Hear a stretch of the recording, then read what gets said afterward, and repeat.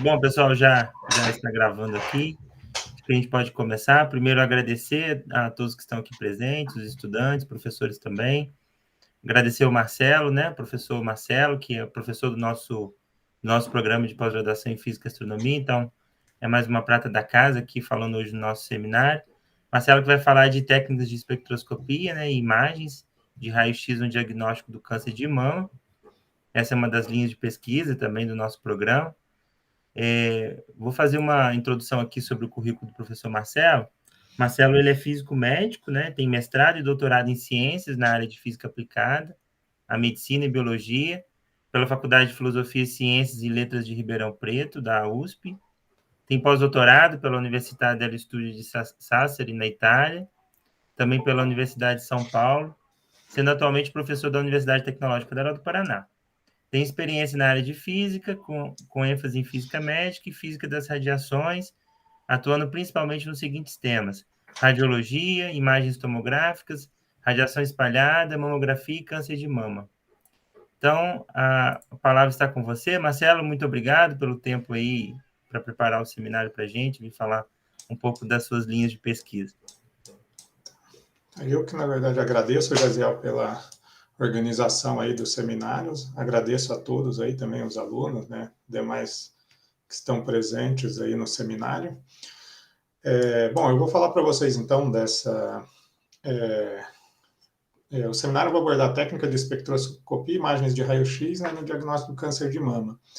A gente tem um grupo aqui no departamento, né, e do programa também, que atua com essas técnicas, né, de imagem, espectroscopia. O nosso grupo é o grupo esse aqui de baixo, né, GRX, né, que é o grupo de imagem e espectroscopia de raio-x. Então, deixa eu... Bom, então, a apresentação eu vou falar um pouquinho, a primeira parte dela eu vou falar sobre os princípios, né, dessas técnicas de raio-x que a gente vem trabalhando. São algumas técnicas de transmissão, técnica de espalhamento e técnica de fluorescência. E depois vou falar um pouquinho de imagens, né? Essas técnicas, às vezes, a base delas serve para a gente trabalhar com essas imagens, né, para o diagnóstico do câncer de mama. Então, tem imagem de transmissão de dupla energia e imagens por espalhamento. Então, quando a gente fala de uma técnica espectroscópica, analítica, né, a ideia dessas técnicas de espectroscopia é o seguinte: eu tenho aqui uma fonte de raio-x. Esse raio-x eu vou jogar numa amostra, né, que eu quero caracterizar, quero estudar, e aí eu vou ter um detector de raio-x, e esse detector tem que ser um detector que discrimina energia. Então, ele vai contar os fótons, quantos fótons estão chegando em cada energia. Então, eu vou ter um espectro desses fótons de raio-x espalhado, desses raios-x que saem dessa amostra. E qual que é a ideia? Então, esse raio-x ele interagiu com a amostra, e se ele interagiu com a amostra, se eu medir essa radiação que sai dele, eu consigo tirar a informação dessa amostra, certo? Então, existem assim inúmeras aplicações, né, para essas técnicas, né? Então, aqui você tem, na indústria, você tem indústria farmacêutica que usa, né, para caracterização química, morfológica, nível atômico, molecular. Então, filmes finos aqui, caracterização. Eu sei que tem grupos daqui que caracterizam, né, seus materiais utilizando algumas técnicas, né, de raio-x, né, de espectroscopia. Na indústria também se pode usar, por exemplo, aqui um exemplo, uma técnica de transmissão que para avaliar, né, laje de concreto. Então, se você quer caracterizar, ver se não tem alguma fissura no concreto, você pode usar a técnica de transmissão, né, para inspeção. Técnica de espalhamento, às vezes tem situação que você não consegue, porque a técnica de transmissão você precisa da fonte de raio-x de um lado e o detector do outro lado da amostra, né? Então você vai pegar a transmissão da radiação. Tem situações que você não consegue colocar a fonte de um lado e o detector do outro. Então você pode usar uma técnica de espalhamento para fazer essa inspeção. Então você tem aplicações na indústria. Aplicações na agricultura, você quer caracterizar o solo, né, ver se tem os elementos químicos, né, então aqui, por exemplo, uma técnica de fluorescência, né, para caracterização de solo. Aplicações espaciais, né, para avaliar, por exemplo, solo em Marte, você pode usar alguma técnica dessa de espectroscopia. Meio ambiente, a gente tem um pessoal do grupo também que trabalha com caracterização, por exemplo, de presença de metais em água, né, no meio ambiente, né, metais pesados, então você pode usar a técnica de fluorescência para isso. Aplicações culturais, né, então você quer verificar a procedência de uma obra de arte ou estudar uma obra de arte, não você consegue, né, que exemplo de a Mona Lisa, né, eles fizeram fluorescência de raio-x, né, para estudar a Mona Lisa, você tem vários trabalhos, né? A gente tem uma parceria com o pessoal da UEL aqui, que trabalha também bastante com essas obras de artes, né, de caracterização. Bom, enfim, então, mas a gente tem várias aplicações para essas técnicas, né? Particularmente, uma das áreas também que a gente trabalha e que eu venho trabalhando há um bom tempo é aplicações na medicina e no câncer de mama, né? Então, qual que é a motivação? A primeira coisa que a gente tem, o câncer de mama, ele é o segundo tipo de câncer mais frequente no mundo e ele é uma das maiores, principais causas de morte entre as mulheres. E aí, quando a gente aplica essas técnicas em tecidos mamários, a gente pode usar tanto para caracterizar os tecidos, ou seja, tirar propriedades desses tecidos, né, para diferenciar. A gente pode tirar essas informações também para verificar o estudo, como que esses parâmetros que a gente tira, né, dos tecidos estão relacionados com o processo carcinogênico. A gente pode usar também isso para auxílio, análise de biópsia, né? Então, coloco uma biópsia ali, né? Faço uma exposição com raio-x e tento, a partir da informação que a gente tira, tentar caracterizar se é maligno, benigno, né? E também essas técnicas servem de base para o desenvolvimento e otimização das técnicas de imagem, que eu vou falar mais para frente. Então, só para, como a maioria não deve estar familiarizado aqui, um tecido mamário, a mama ela é composta aqui pelo conjunto de ductos e lóbulos, né? Então, aqui está um corte da mama, que eu tenho os lóbulos mamários, né? E que tem vários ductos, né? Então, aqui são os lóbulos e aqui são os ductos que conduzem o leite, né? Para os lóbulos produzem o leite e os ductos conduzem, né? Para a papila. E então essa é a parte funcional da mama, né? Os lóbulos mamários.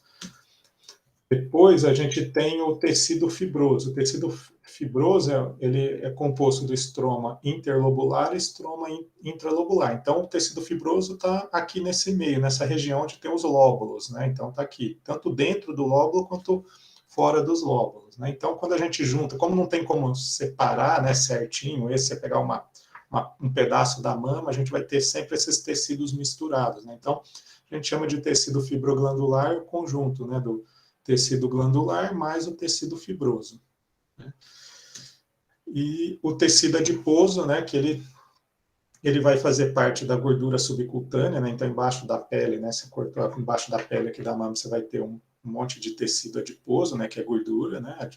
E dentro dos lóbulos também, aqui no tecido conjuntivo, você tem também esse tecido adiposo.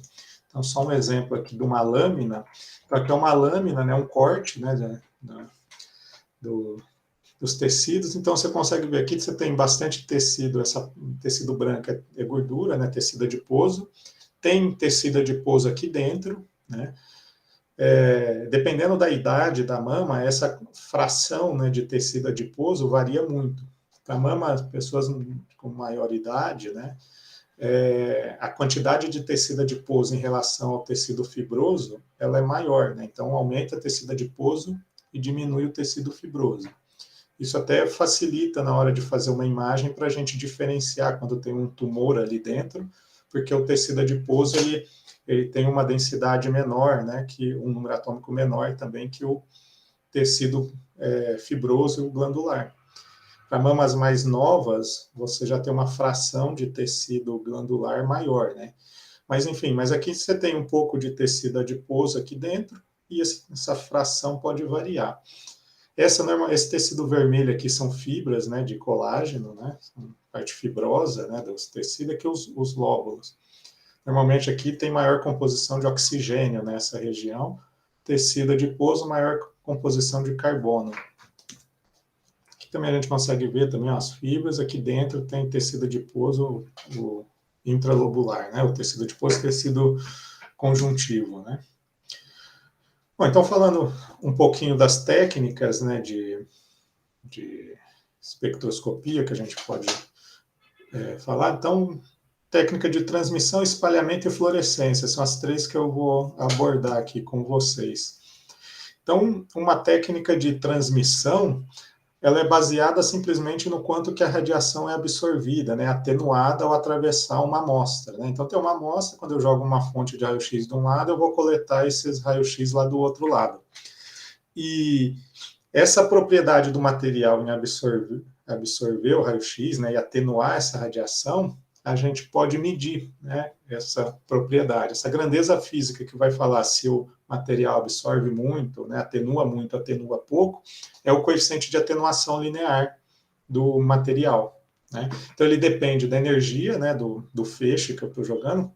Claro, variar a energia eu não estou caracterizando a minha amostra, né? Então o que é importante do material que tem esse coeficiente de atenuação é o número atômico e a densidade. Então, esse coeficiente de atenuação, ele depende do número atômico e da densidade. Então, se eu determinar esse coeficiente de atenuação do material, eu consigo caracterizar minha amostra, né? Porque depende do número atômico dela e da densidade, que são propriedades desse material.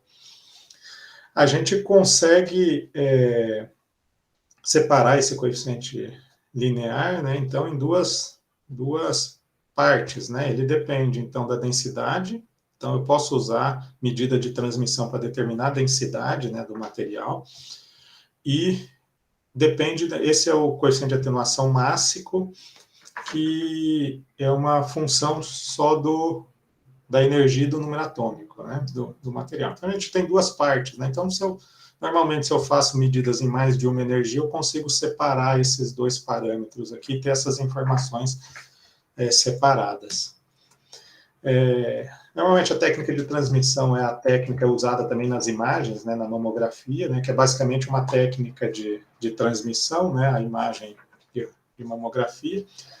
Aqui tem um exemplo de um trabalho, né, a professora Tomal fez lá na USP, ela mediu, na verdade, colocou amostras de tecido aqui, né, fez um arranjo experimental, um tubo de raio-x e coletava o espectro de raio-x aqui, e ela determinou os coeficientes de atenuação dos tecidos para várias, em função da energia, né, você observa que aqui, por exemplo, para baixa energia é onde você consegue diferenciar mais os tecidos, né? Se você usa uma energia mais alta, você quase não tem diferença, né, entre os tecidos mamários.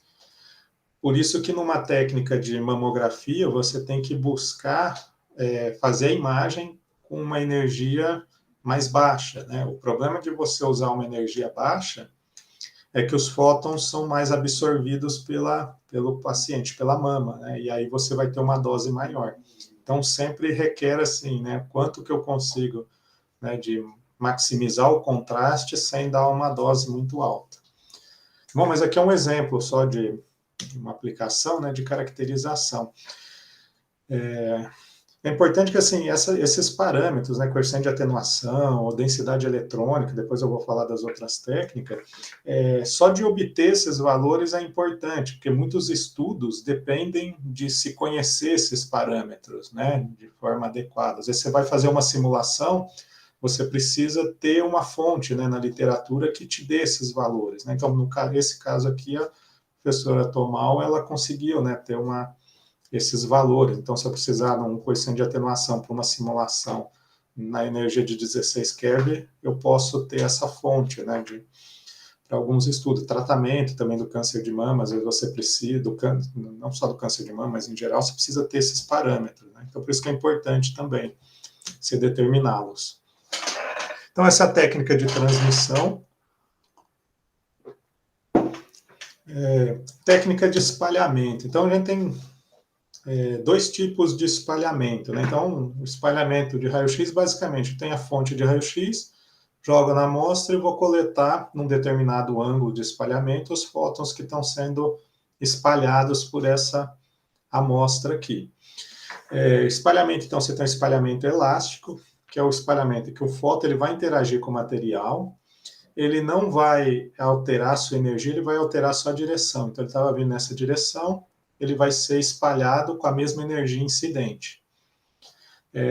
Se eu olhar para o número de fótons que está chegando no meu detector, nesse determinado ângulo de espalhamento, ele depende de duas componentes aqui. Uma componente que é número de átomos por volume, ou a gente pode transformar isso também em número de elétrons por volume, né, fazer uma conversão, ou até pela densidade. Então, tem uma componente de densidade, faz até um certo sentido, né? Quanto mais átomo por volume, mais eu vou espalhar aqui na minha amostra.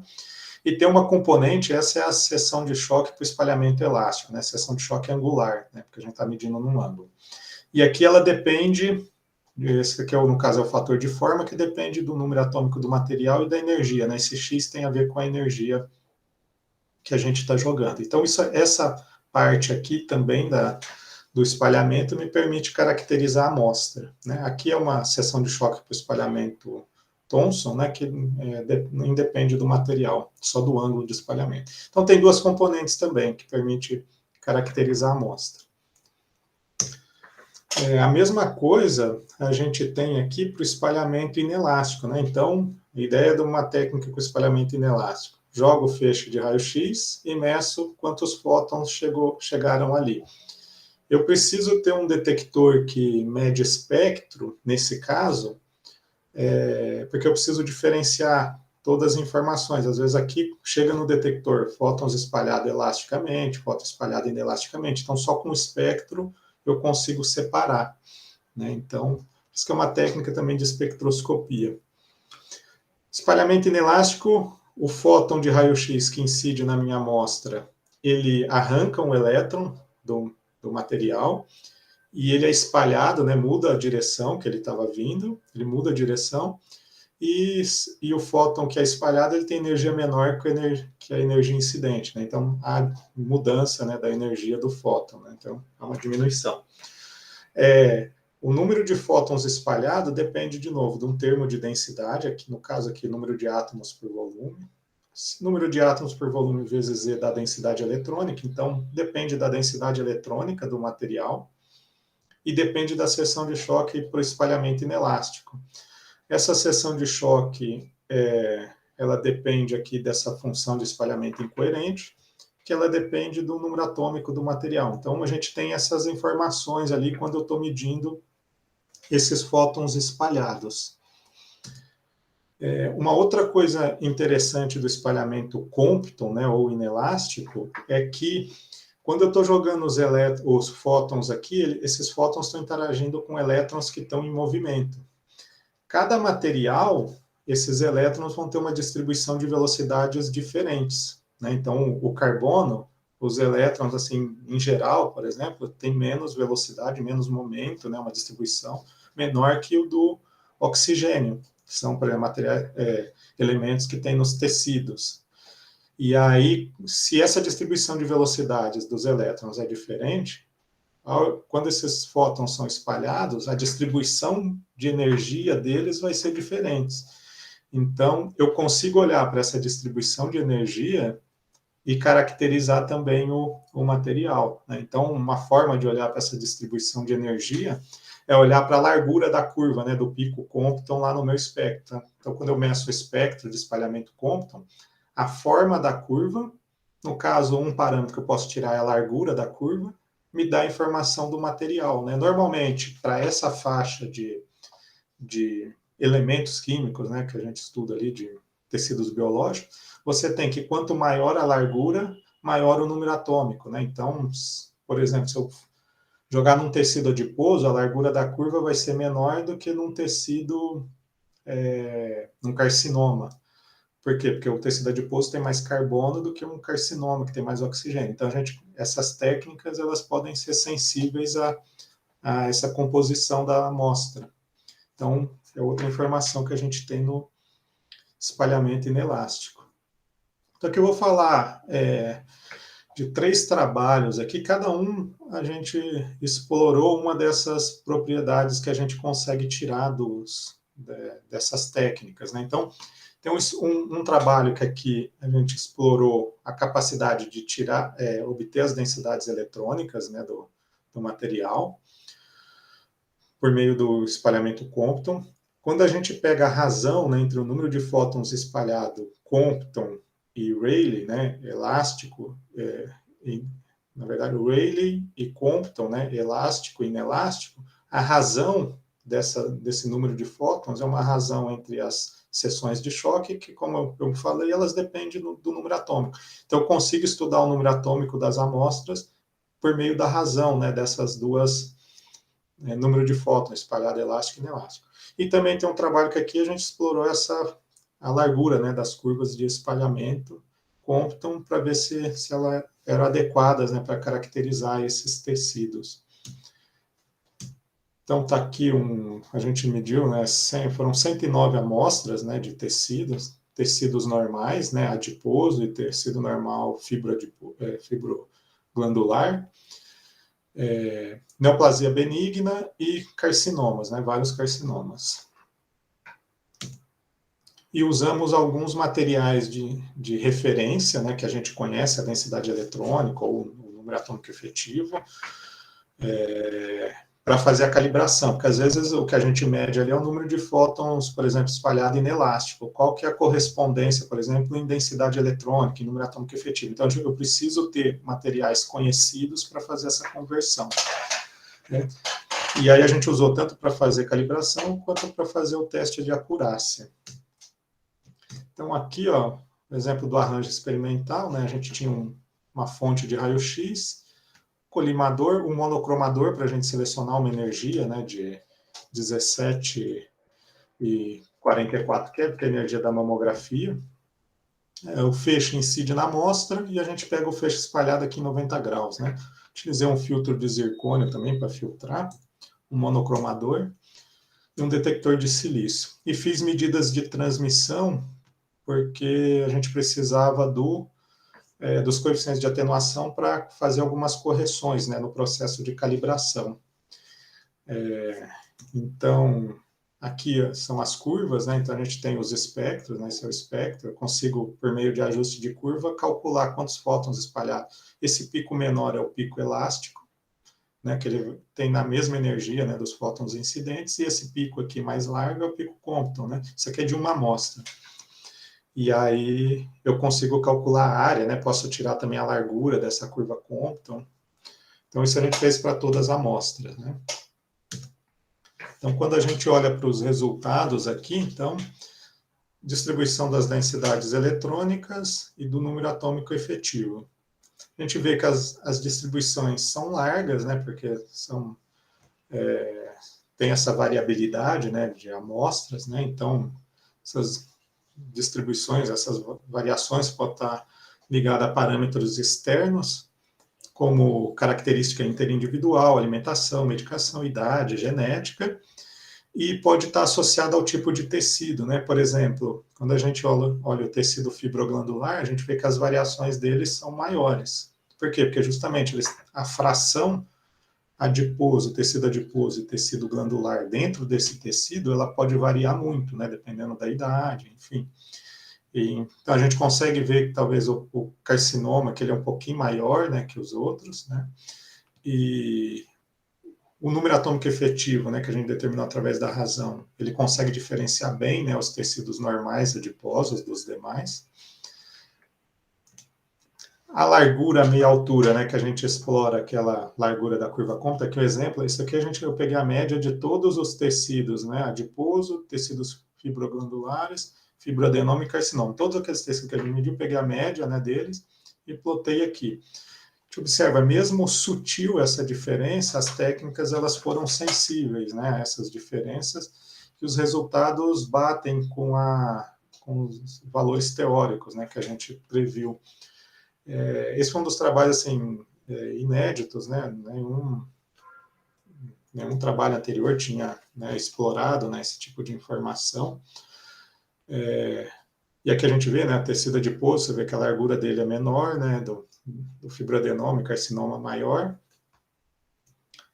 E aí o que a gente fez também, né? Então a gente fez um estudo de correlação da largura com o número atômico efetivo, para ver se estava correlacionado, né? Se eu conseguia de fato tirar essa informação da largura e associar com o número atômico efetivo. Então essa correlação a gente vê que ela é bem forte, né? 95. Então a gente tem que maior largura, maior número atômico efetivo. Então, consigo colocar uma amostra ali e, pela largura da curva, determinar, né, essa composição, não só pela razão, né, entre os espalhamentos. E, em suma, né, o que a gente tem desses resultados? Né? Então, os tecidos normais adiposos, eles apresentaram valores menores, né, tanto de densidade eletrônica, número atômico efetivo e largura, né, do que os demais tecidos, né, que os carcinomas, os tecidos fibroglandulares. Essa explicação, ela tem a ver, né, de fato, os tecidos adiposos, eles são tecidos ricos em carbono, né, então ele tem um número atômico 6, enquanto os outros tecidos, eles possuem uma composição maior em oxigênio. Então, o número atômico e a largura, ela vai ser menor, né, para os adiposos, né, e os neoplásicos, e vai ter a flutuação deles também.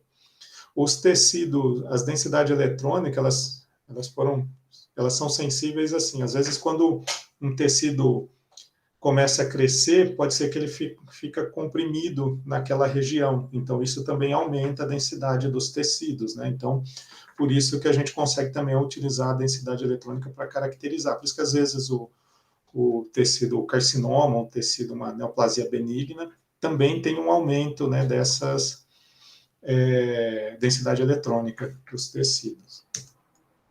Então, está aqui, né, o que a gente obteve, né, se eu tenho maior número atômico, maior largura meia altura, eu tenho maior composição de oxigênio, maior composição de carbono. Mesma coisa que a gente pode olhar para a fração, né, a fibrosa e epitelial e fração adiposa. Então, são os resultados que a gente tem, assim, explorando essas técnicas, né, de espalhamento, né, no caso aqui de espalhamento, elástico e inelástico. Uma outra técnica que é bem interessante é a técnica de fluorescência. O que ela consiste? Se eu jogar um feixe de raio-x numa amostra, esse raio-x ele pode arrancar um elétron, né, do material, né, da amostra, e ao arrancar esse elétron, um elétron de uma outra camada pode ocupar essa vacância e essa ocupação vai fazer gerar um fóton, né, de energia característica, né, que tem o valor de energia igual à diferença entre as duas camadas, né, envolvidas aqui nessa transição do elétron. Então, como cada material, as camadas têm suas energias definidas, os fótons que são emitidos são característicos de um determinado material. Então, se eu olhar as energias num espectro onde tem contagem, significa que tem aquele determinado material ali. Então, quando eu olho para os picos num espectro de fluorescência, na verdade, eu estou olhando para os materiais que estão presentes na amostra. Cálcio, ferro, cobre. E uma coisa interessante é que, assim, o número de fótons em cada um desses picos é proporcional à concentração. Claro que tem, assim, para você chegar nessa proporcionalidade aqui, existem vários métodos, né, de correção, a parte experimental não é tão simples, né, de ser quantitativo em fluorescência, mas existe essa relação entre o número de fótons num determinado pico e a concentração daquele elemento. Então, aqui um exemplo de um trabalho que a gente fez com simulações computacionais foi combinar as técnicas de espalhamento e de fluorescência. Porque o que a gente tem nos tecidos mamários? Se eu olhar para a fluorescência, eu vou conseguir ver aqueles elementos traços nos tecidos mamários. Então, por exemplo, num carcinoma, eu posso ter um ferro aumentado ou cobre aumentado. Então, eu estou olhando para esses elementos traços e isso pode me dar informação, né? Ó, se o cobre tiver aumentado naquele tecido, pode ser um marcador de um carcinoma, né? Por exemplo, para fazer uma biópsia. Só que o problema é que a fluorescência ela não te dá informação da matriz de tecido, né? Então, eu não estou olhando o carbono e o oxigênio, que é os elementos que estão em maior concentração, né? Fluorescência não dá essa informação, assim, até fluorescência de raio-x, porque a radiação característica que o oxigênio, o carbono emite são de energia bem baixa, né? Que esses detectores de raio-x não são sensíveis, né? Existem algumas técnicas específicas que conseguem, né, determinar a fluorescência de oxigênio, né, e carbono. Então, aí o que a gente pode fazer? Usar essas técnicas de espalhamento para se combinarem, né? Uma dando informação desses elementos traço, outras dando informação sobre a matriz de tecidos. Então, aqui um exemplo de simulação. Então, a ideia era olhar quais são as condições que otimizam, né, essa combinação dessas técnicas. Então, aqui a gente fez uma amostra, né, que eu tenho uma amostra, um cilindro, né, 14 centímetros de diâmetro, e aí colocou alguns insertos aqui. Então, aqui eu tenho 2 carcinomas, né, 2 insertos com carcinoma, colocou as concentrações típicas, né, de elementos traço, né, cálcio, ferro, cobre, zinco, né, que são encontradas nesses tecidos. Aqui eu tenho um tecido 100% adiposo, ou seja, 0% glandular. A mama em volta aqui é uma mama 50-50, então ela é 50% glandular, 50% adiposa, depois 75% glandular e 100% glandular. A ideia é ver se a gente tem sensibilidade, né, para diferenciar esses níveis de glandularidade, né, de variação. Na verdade, aqui a gente está variando a composição de carbono e oxigênio, né, desses tecidos, né.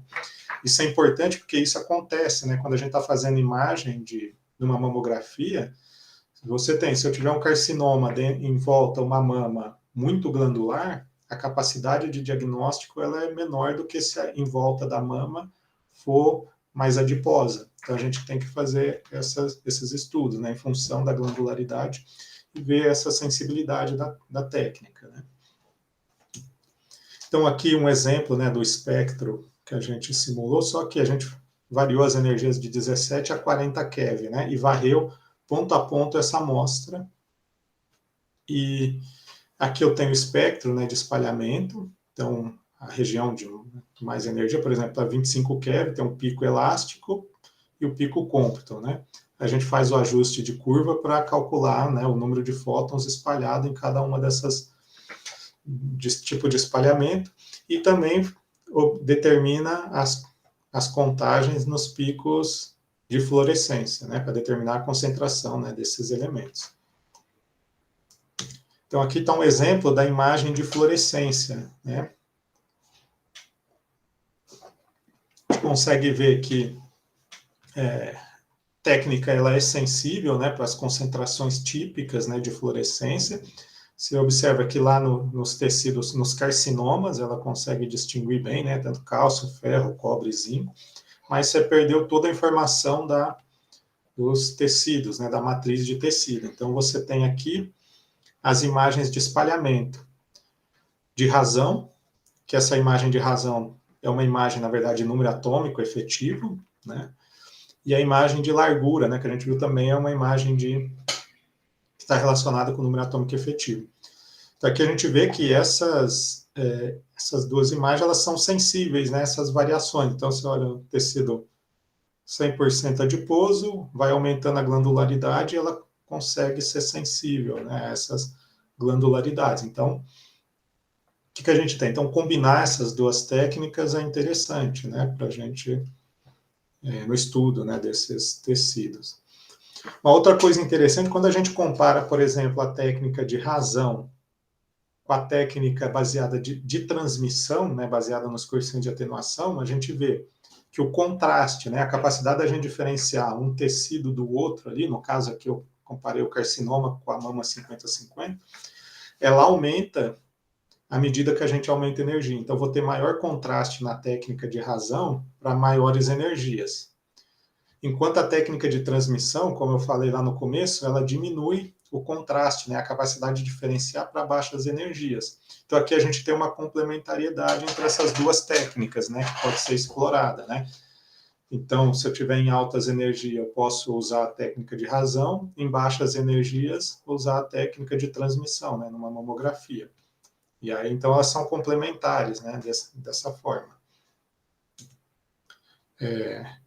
Então, aqui as conclusões, né, então, as técnicas são complementares, né, então, maior energia resultou em maior contraste nas técnicas, e esse trabalho, ele mostrou já um início de que, assim, combinar essas técnicas são interessantes, né, para a classificação dessas amostras.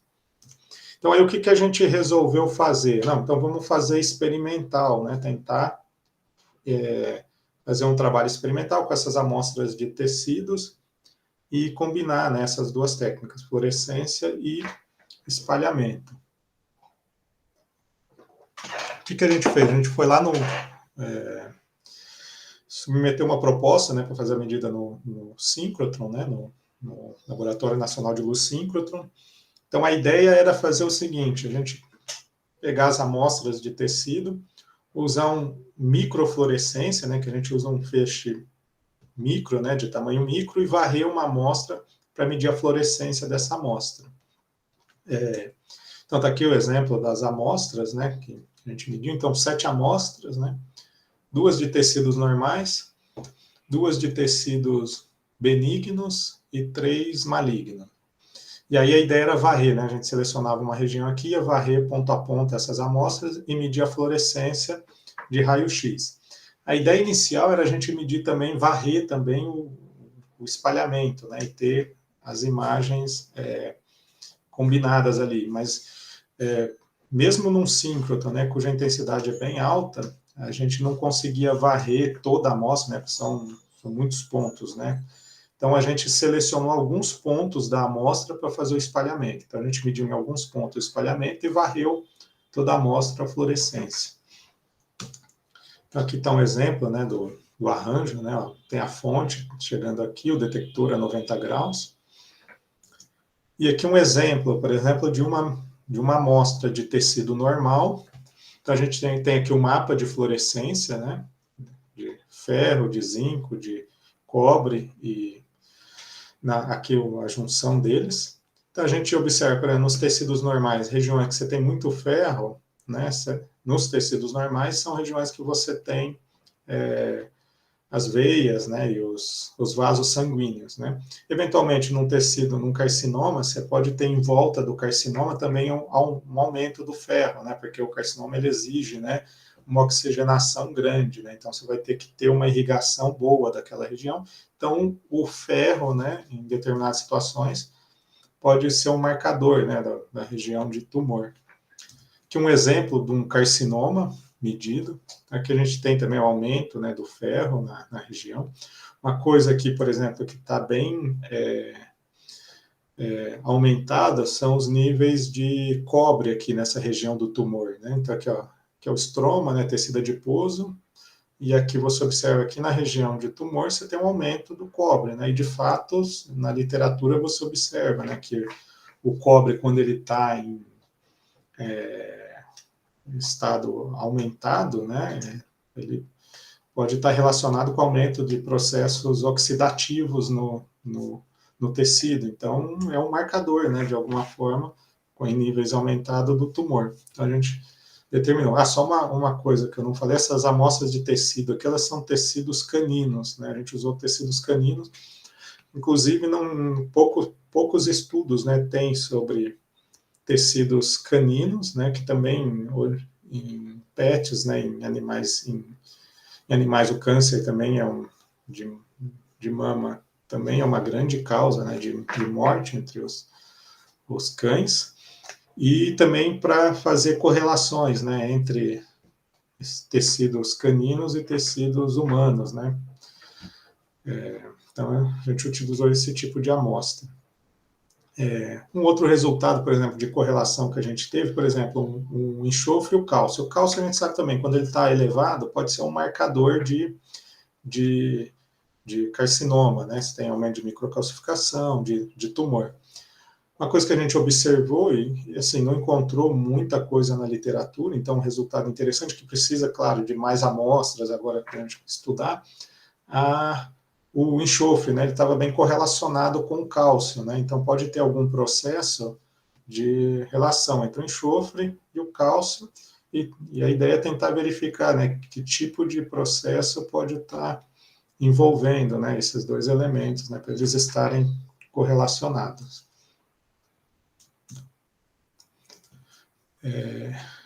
Bom, então, de novo, né, o experimental, a gente observou, então, que as técnicas de espalhamento... uma coisa que eu não falei, espalhamento, aqui a gente mediu nos pontos e a gente verificou que ele é bem sensível de fato, né? Então, se eu estou numa região que tem um distroma, eu vou ter uma maior densidade eletrônica, né? Um maior número atômico efetivo, uma região de tecido adiposo. Então,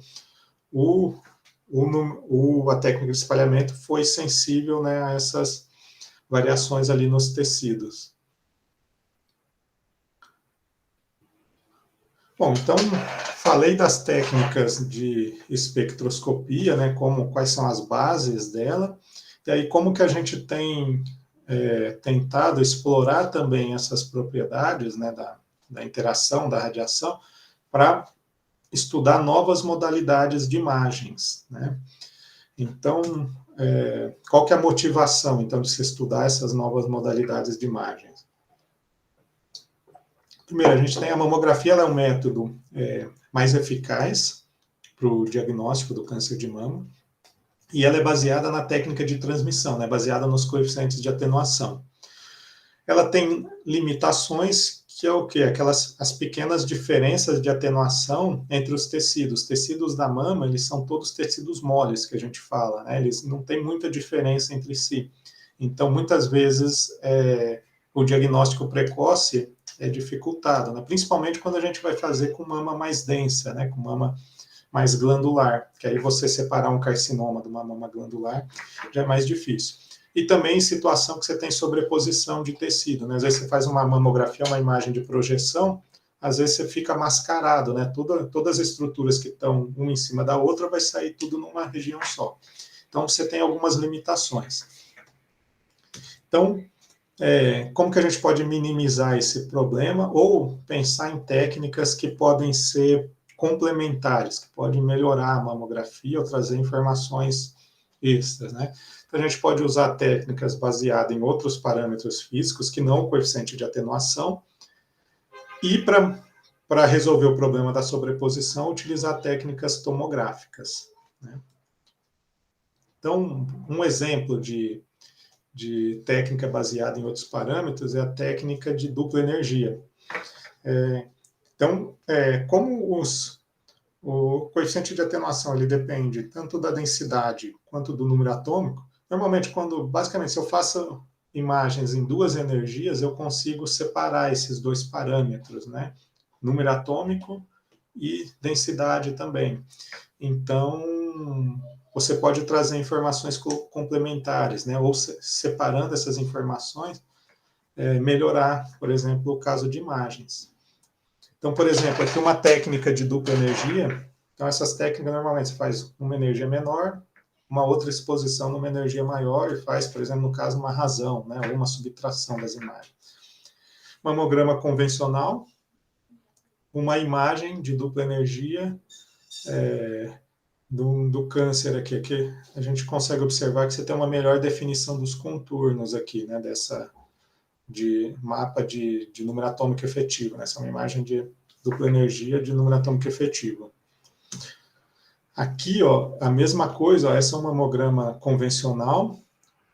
Aqui você tem o retângulo, né, da região suspeita, e aqui, ó, você tem essa imagem de número atômico efetivo, feita através da técnica de dupla energia. Você consegue ver que ela é bem sensível à microcalcificação, né? Como a microcalcificação, o número atômico dela é bem diferente, né, dos tecidos, então você consegue identificar essas microcalcificações e em algumas condições as microcalcificações pode ser também um marcador, né, de tumor, né?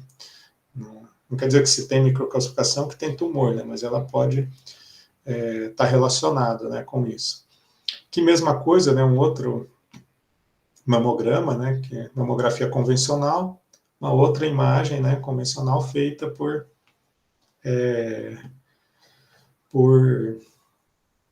essa técnica de dupla energia, né? Então, as microcalcificações, elas estão bem evidenciadas, né? Então, você observa uma melhoria, né, em alguns aspectos da imagem.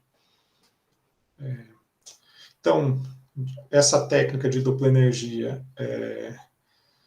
ela permite melhorar o diagnóstico do câncer de mama, né? Lembrando que essas técnicas aqui ainda são pouco exploradas, pouco, assim, você tem algumas coisas iniciais, por isso que se precisa de bastante estudo ainda para se colocar essas técnicas na prática clínica, né? Bom, técnica de tomografia, essa técnica é uma técnica convencional, né? A gente pode tentar fazer tomografia de dupla energia, né?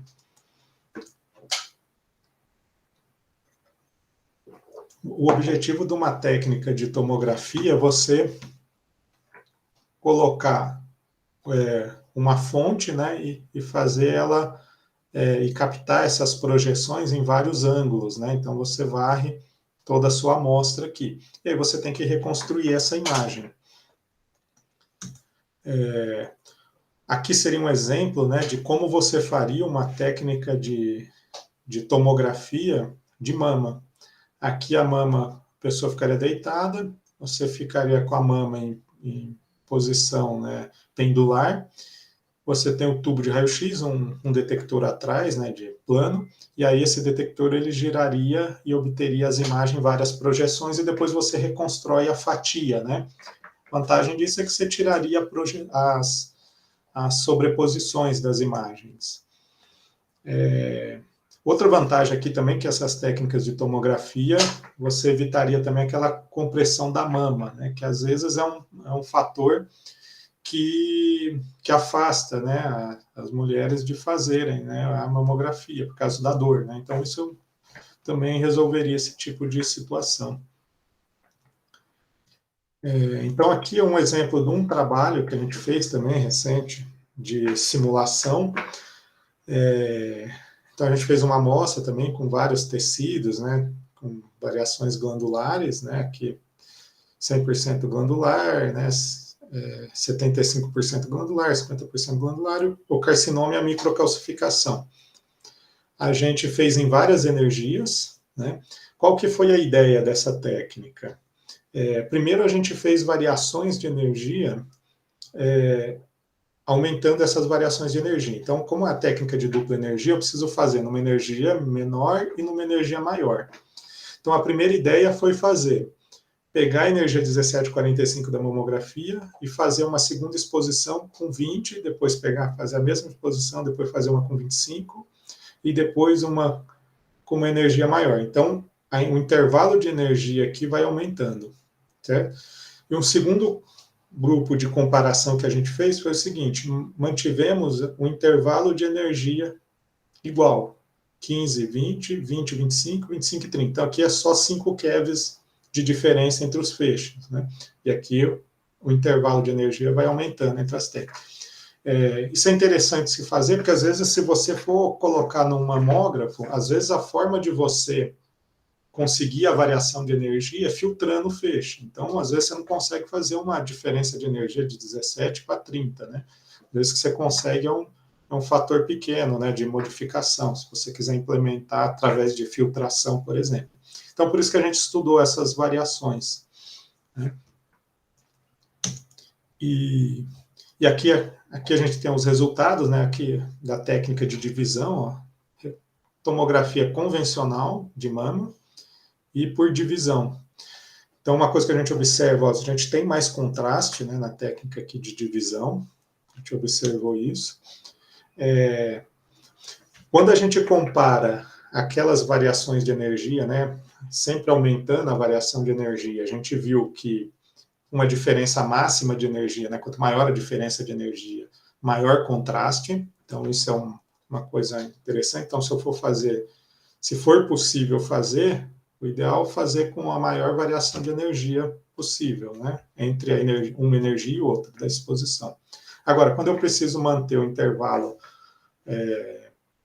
pequeno, né, um valor específico, a gente observa que se fazer para menores energias, né, por exemplo, de 17 e 20, eu tive maior contraste do que fazer de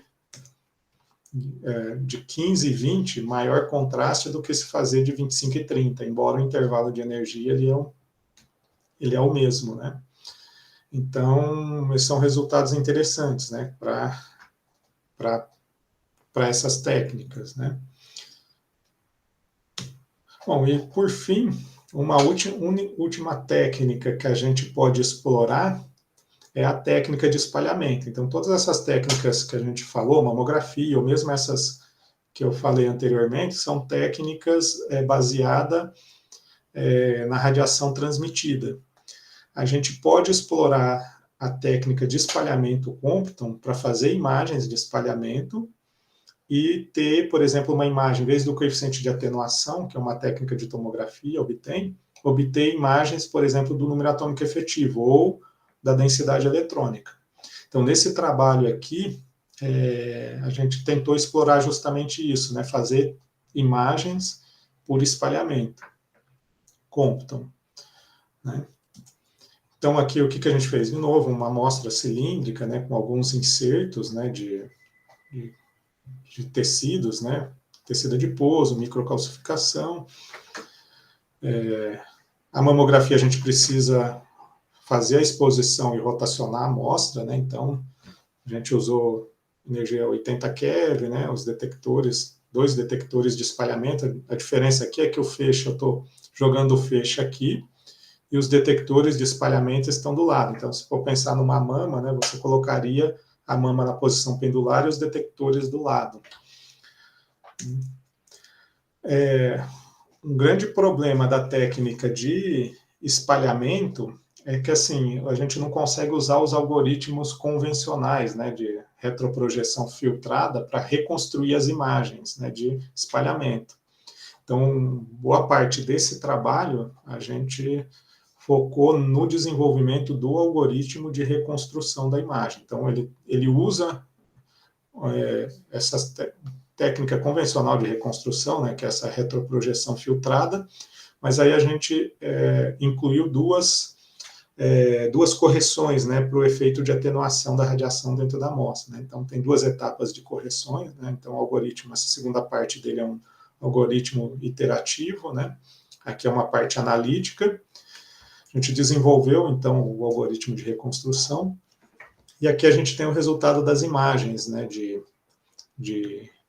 para vários tamanhos de amostra, né, para ver, né, se a correção, né, de atenuação estava ok.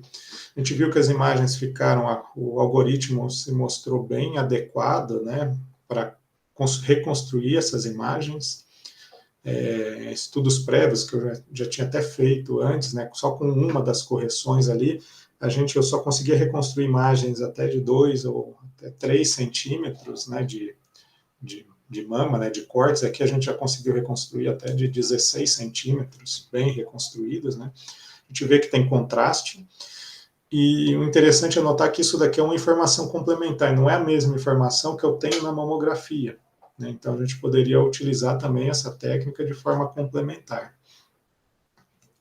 Aqui, a gente observa que quanto maior a energia, melhor, né, o algoritmo de reconstrução se mostrou, né. Então, 80 keV, o teórico do reconstruído, ele se aproximou mais, mas ela, independente da energia que a gente testou, ela reconstruiu bem.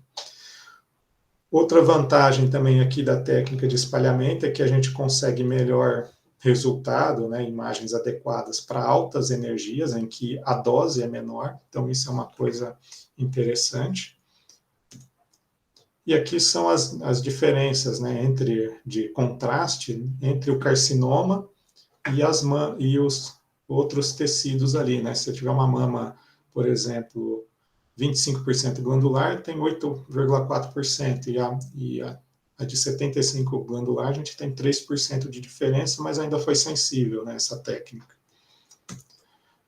Bom, então o algoritmo ele foi adequado, né, para reconstruir essas imagens, e aí a gente obteve que a tomografia Compton pode diferenciar, né, essas diferenças de lesões na mama e tem um potencial de servir como ferramenta complementar ao diagnóstico, né? Então, ainda são estudos ainda, né, simulações ainda, mas a ideia é tornar cada vez mais essas técnicas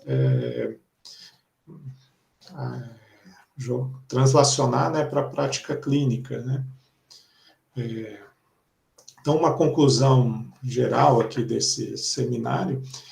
Então, assim, as técnicas de espectroscopia, elas são úteis para a caracterização dos tecidos, né? Então, em termos de composição, número atômico, né, dos tecidos, e elas podem ser úteis para a gente estudar a relação desses parâmetros com o processo carcinogênico.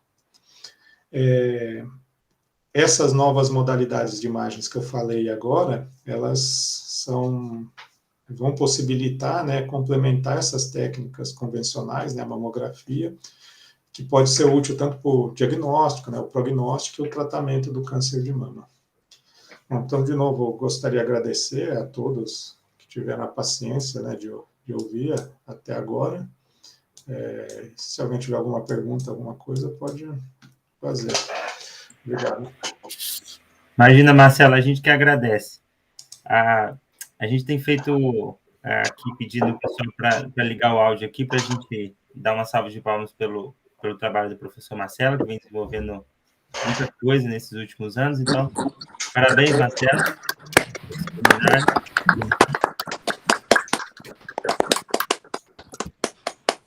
Vamos para perguntas. Quem quer perguntar? Curiosidades? Comentários? Marcelo, já que ninguém está querendo perguntar, não está com vergonha, quem tiver com vergonha pode deixar aqui um comentário. Guilherme, por favor, então. Antes de eu fazer uma pergunta, o Guilherme faz. Olá, professor, boa tarde. Obrigado pela ótima apresentação aí. Muito bom ver assuntos que fogem um pouquinho do nosso cotidiano. Quando você mostrou aquela imagem ali da possível radiomamografia ali, que a paciente está deitada. Essa aí, isso.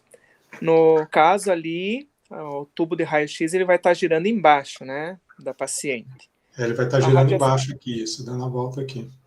Isso, a outra mama, ela estaria comprimida por um suporte. Como é que funcionaria a questão da blindagem? Porque eu sei que na mamografia também tem que incluir o músculo grande peitoral, né? Como é que ele ficaria nessa situação? É uma pergunta porque eu sou da área da radiologia, né? Então é mais curiosidade mesmo. Né? Eu sei que foge um pouquinho a seu estudo, mas só para ter uma noção. Porque a ideia é muito boa, né? Muitas mulheres fogem do exame porque todo mundo fala, vai doer, é um exame que incomoda. E aproveitando que nós estamos no Outubro Rosa aí, né? É sempre bom falar a importância do exame, né? Que as mulheres não podem esquecer, e muitos homens também, né? Porque a gente tem a ginecomastia para os homens, né? Então é sempre bom a gente conversar para ver, né? Sei que foge um pouquinho da sua pesquisa, mas só para ter essa relação, essa explanação, ou não foi algo que você viu, ou não, talvez no momento não seria importante? Assim, de fato, a ideia de se pegar mais aqui a parte do peitoral é interessante, mas eu acho que não teria dificuldade, né? Se você colocar ali, você pode colocar e inclinar, né, essa parte aqui, de tal forma que fique bem, né, essa parte da mama aqui bem para dentro, né? Então, talvez, né, assim, não tenho esse conhecimento, porque aqui ainda são estudos, né, preliminares, né? Mas eu não vejo a dificuldade de você, né, deitado ali, conseguir, né, deixar bem exposto a mama, né, inclusive a parte daqui de cima, né? E a blindagem, a própria mesa poderia servir, né, de blindagem para o paciente, né? Então, acho que seria isso, né? Esse posicionamento, ele lembra muito o posicionamento quando vai fazer a ressonância das mamas, né? Ele é mais ou menos assim, né? Realmente a mama caída com a ação da gravidade, né? Sim. Eu acho que, assim, teria isso possivelmente na hora que tiver uns prototipos, né, a serem feitos, eles vão se pensar, né, na melhor forma de deixar ao máximo a mama, né. Existem algumas, assim, tem alguns tomógrafos de mama já sendo utilizados, né, eles não são utilizados para rastreio, né, para igual a mamografia, né, mais para né, detecção da lesão ali, né, das regiões.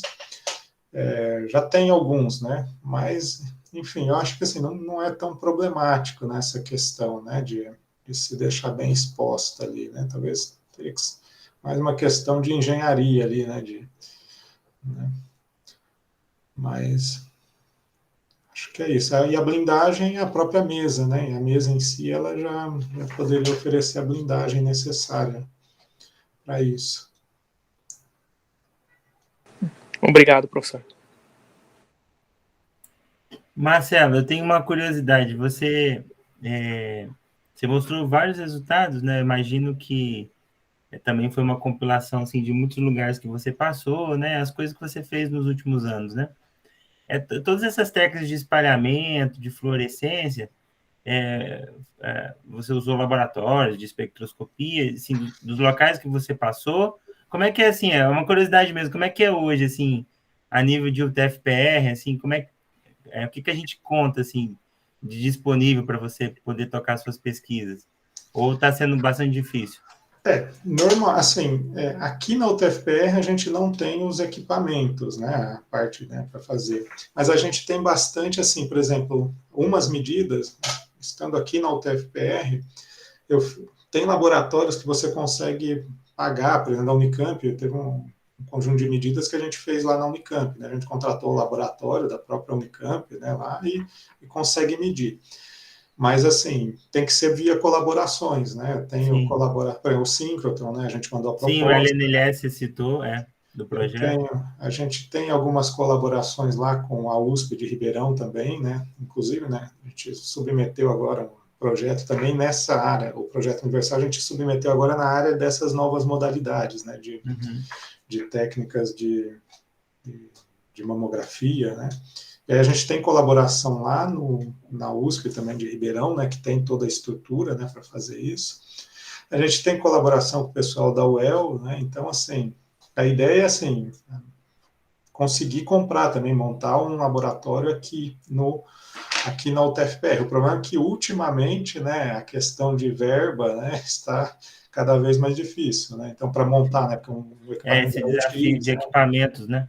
Equipamento de raio-x é caro, um detector é caro, né? Então, o último universal que eu ganhei foram 30 mil reais, né? 30 mil reais você não compra nem não faz nada. Então, assim, a gente tem que manter essas colaborações, né? Com outros laboratórios que já têm estrutura montada. O que a gente tem aqui na UTF-PR, no grupo de pesquisa, é um laboratório computacional, né? A gente, com o tempo, a gente foi montando, né? O laboratório tem máquinas, né? Que nos permitem fazer a parte computacional, né, de simulações, essas coisas, a gente consegue fazer aqui. Essa última parte que você falou de simulação de imagens, né? Isso. Que, assim, boa parte, assim, inicialmente você não vai fazer essas técnicas no paciente, né, então você precisa ter todo um estudo antes, né, também otimização de doses para depois ir num paciente.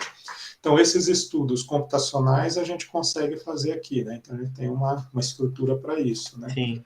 Agora, as experimentais, a gente tem que buscar os laboratórios. Trocando, né, via colaboração, né, Marcelo? Sim. Esse é um grande desafio nosso, né? Sim. A Marcelene tem uma pergunta aqui no chat, acho que ela está perguntando sobre esse aparelho de raio-x, se serviria para qualquer tamanho de mama. Esse tipo de raio-x deitado. Esse daqui? Em princípio, sim, né? A ideia é que seja para qualquer tipo de mama, né? teria que, assim, verificar, né? Porque pode ser mamas muito pequenas, tem, assim, teria que ver mamas muito pequenas, pode ser que tenha uma certa dificuldade, né? Mas isso é tudo questão, assim, depende mais do protótipo depois, né? De como vai ficar essa geometria pendular, né? De como você vai irradiar, eventualmente você pode inclinar o alvo, então, mas em princípio é para que seja para todo tipo de mama, né? Uhum. Eu olhando esse aparelho, eu me lembro de um iCat, que é um aparelho Conibin, né, para odontologia. Ele lembra justamente o movimento e o posicionamento ali.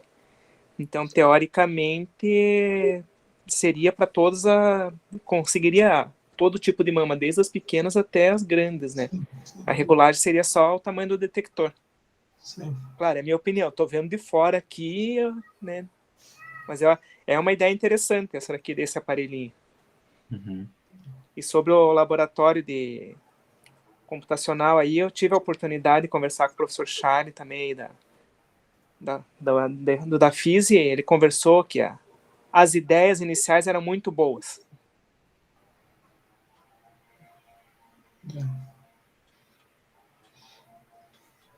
Sim. Mais alguma pergunta, pessoal? Nenhuma? Então, acho que se não temos, vamos agradecer, então, Marcelo de novo. Marcelo, muito obrigado Eu pelo que seminário agradeço a aí, todos. pela disponibilidade. Muito bom. Eu que agradeço a todos. E aí, se alguém tiver interesse em conhecer um pouco mais do que a gente faz, da linha de pesquisa, pode me procurar, mandar um e-mail. A gente pode conversar. Então, tá Obrigado, certo. Gabriel. Obrigado, Marcelo. Obrigado, pessoal, todo mundo que esteve aqui presente. Bom resto de semana para todos. Um abraço. Tchau, tchau, gente.